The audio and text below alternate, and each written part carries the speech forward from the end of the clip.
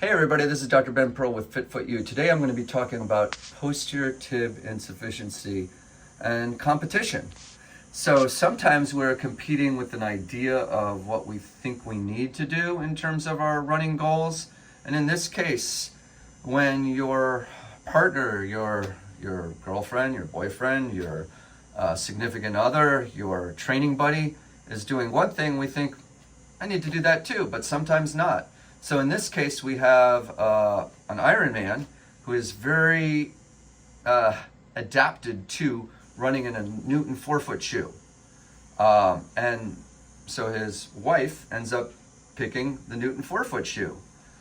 She ends up developing, after a 10-mile run, the Cherry Blossom, a posterior tib injury. Posterior tib runs along the inside of the ankle and is responsible for our inversion, turning in the foot, and plantar flexing.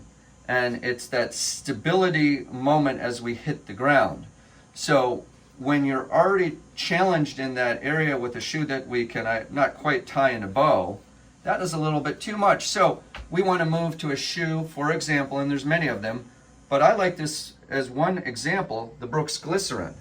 The Brooks Glycerin has a nice sweep up, very stable EVA midsole, and this is going to be a much more stable healing shoe, and then probably moving forward, just a better performance shoe for this particular patient.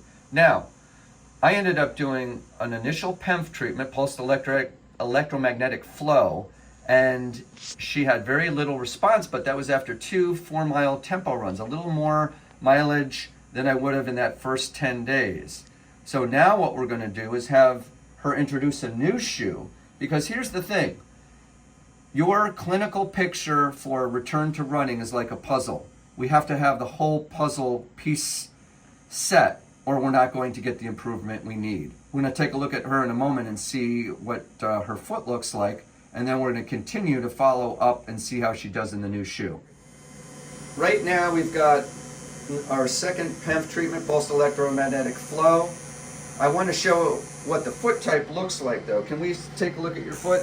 She has what I call the anterior pes cavus foot. So it's already a foot that can't adapt readily. She's got a tight equinus here, a tight gastrosoleus. We're going to increase the load on that gastrosoleal. She's been doing about 8 pounds a challenge. That's not enough weight to make her strong to the point where she can do repetitive adaptation with the run.